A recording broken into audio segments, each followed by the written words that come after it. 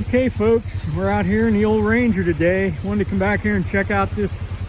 We've got a lot of rain here lately, last 3 days, and it's really pouring in this old stream. It was completely dry last summer, wasn't even running. Glad to see it's getting filled back up, but we've got a lot of runoff here in the mountain, and just thought I'd bring the old Ranger back here and check things out.